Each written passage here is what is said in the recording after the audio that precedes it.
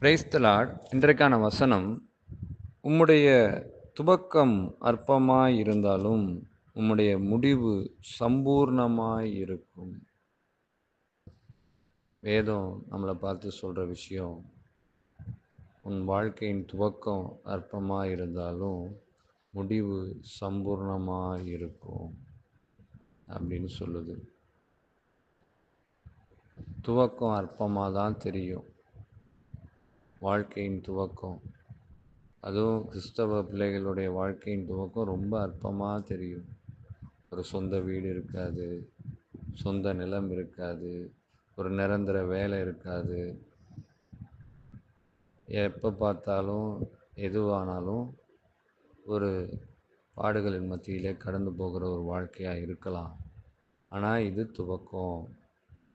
நம் முடிவு சம்பூர்ணமாக இருக்கும், அதை நம்ம மறந்துடக்கூடாது. இந்த துவக்க நிலையை பார்த்தே நாம் சோர்ந்து போயிடக்கூடாது. நம்ம வாழ்க்கையெல்லாம் இப்படி நடக்குது, அப்போ நம்மளுடைய முடிவு என்ன ஆக போகுதோ. முடிவு கர்த்தர் கரத்தில் இருக்குது, மனிதன் கரத்தில் இல்லை. அதனால இந்த முடிவை குறித்து நாம் கலங்க வேண்டியது இல்லை. எதையுமே நாம் அற்பமாக எண்ணிவிடக்கூடாது.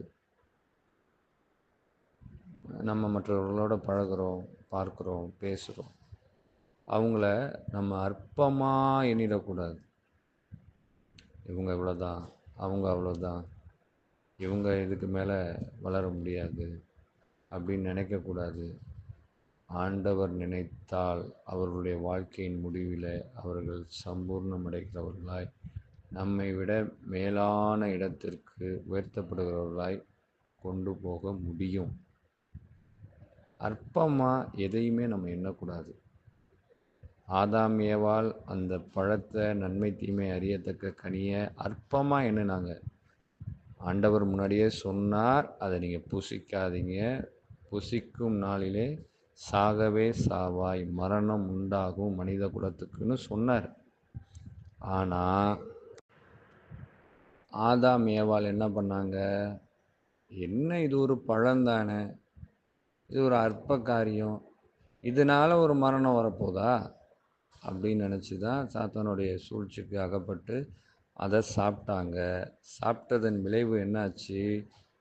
ஒட்டுமொத்த மனித குலத்துக்கே மரணம் உண்டாகிருச்சு. அதனால் எதையும் நம்ம அற்பமாக எண்ணக்கூடாது. நம்ம வாழ்க்கை, நம்மளுடைய வேலை ரொம்ப அற்பமாக தெரியும். என்னடா இது, நம்ம வேலை இப்படியே போயிட்டுருக்கு, என்றைக்கு நிரந்தரப்படுத்தப்பட போகுது, என்றைக்கு நம்ம கை நிறையா சம்பளம் வாங்க போகிறோம், எப்படியெல்லாம் நம்ம வாழ்க்கையில் உயரப்போகிறோம், இப்படி இருந்தால் என்ன ஆகிறது, இத்தனை வருஷம் கடந்துருச்சு, 10 வருஷம் கடந்துருச்சு, 12 வருஷம் கடந்துருச்சு, இப்படி நாட்கள் கடந்து போயிட்டே இருக்குது, வயசாகி கொண்டே இருக்குது, நாங்கள் என்ன பண்ண போகிறோம் அப்படின்னு நாம் கலங்க வேண்டியது அல்ல. ஏன்னா அதனுடைய முடிவு சம்பூர்ணமாக இருக்கும். அது நமக்கு தெரியாது, அது கர்த்தர் கரத்தில் இருக்குது. ஸோ துவக்கத்தை குறித்து நாம் அற்பமாக நினைக்கக்கூடாது.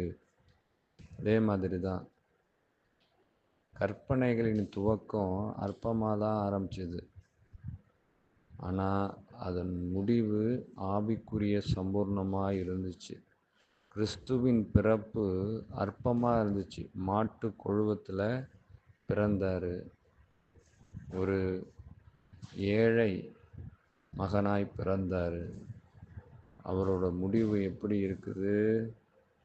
இந்த உலகம் முழுவதையும் ராஜாதி ராஜாவாக ஆளுகை செய்ய போகிறார். துவக்கம் அற்பம்தான், ஆனால் முடிவு சம்பூரணம். யோசேப்பின் துவக்கம் அற்பம்தான், அடிமையாய் விற்கப்பட்டான். ஆனால் யோசேப்பின் முடிவு, யோசேப்பின் வாழ்க்கையின் நிறைவு, எகிப்துக்கே அதிபதியாக மாறினான். சம்பூர்ணமான ஒரு நிலை. அதனால் நீங்கள் வேதத்தில் எடுத்து யாரை வேணால் பாருங்கள், அவங்களோட துவக்கம் ரொம்ப அற்பமாய் தெரியும், ரொம்ப அற்பமாக இருந்திருப்பாங்க. தாவீதை எடுத்துக்கோங்க, ஆடு மேய்ச்சிட்டு இருந்தவர், இஸ்ரவேலுக்கே ராஜாவாக அவர் நிறுத்தினார். வாழ்க்கையை சம்பூர்ணமடைய பண்ணினார்.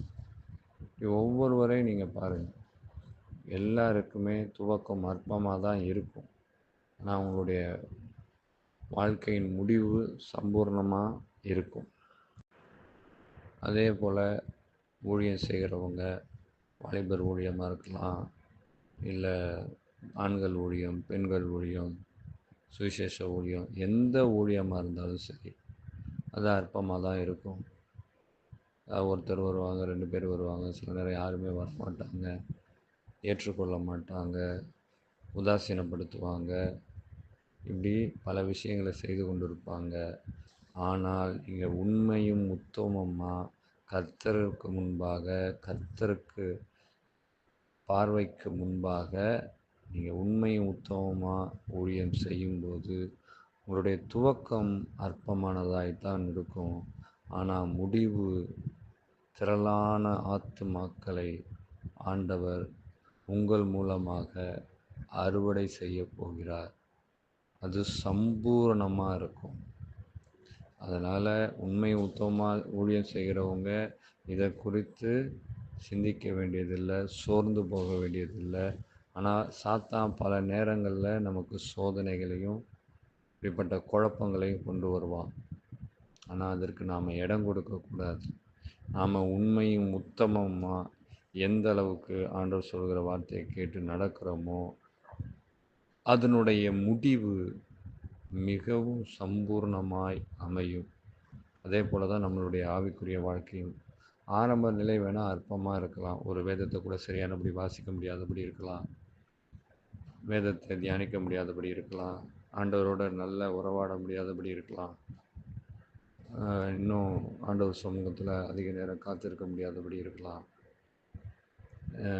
எதுவும் பெரிய அளவில் இயேசுவை அறிகிற அறிவில் பலப்படாமல் இருக்கலாம்.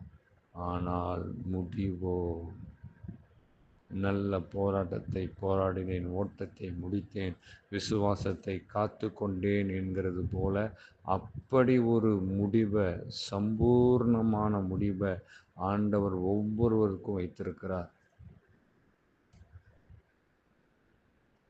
நாமெல்லாம் பரலோகத்தின் குமாரர்கள், குமாரத்திகள். அதை நாம் மறந்துடக்கூடாது. அதனால் இந்த உலக வாழ்க்கை அற்பமாக இருக்குது, அதனால் முடிவு என்ன ஆக போகுது, கவலையே படாதீங்க. உலக வாழ்க்கையிலையும் முடிவு சம்பூர்ணமாக இருக்கும், ஆவிக்குரிய வாழ்க்கையிலையும் முடிவு சம்பூர்ணமாக இருக்கும். அதற்கு பல உதாரணங்கள் வேதத்தில் இருக்குது. என் மொர்தெகாய் இல்லையா, மொர்தெகாயோட முடிவு எப்படி சம்பூர்ணமாக இருந்துச்சு. எஸ்தர் இல்லையா, எஸ்தருடைய முடிவு எப்படி சம்பூர்ணமாக இருந்துச்சு.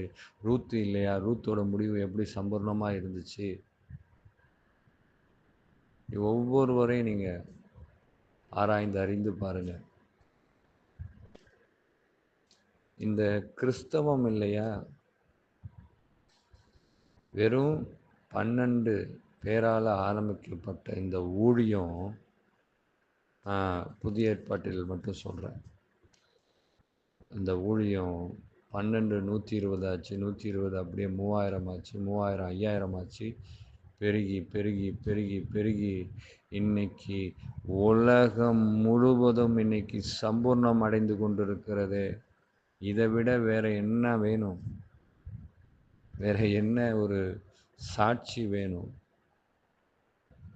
அதைத்தான் ஆண்டவர் சொல்றார், உங்களுடைய முடிவு வேணா அற்பமா இருக்கலாம், ஆனால் உங்களுடைய துவக்கம் வேணா அற்பமா இருக்கலாம், ஆனால் முடிவு சம்பூர்ணமாக இருக்கும். அதை மட்டும் நீங்கள் மனதில் கொள்ளுங்கள்.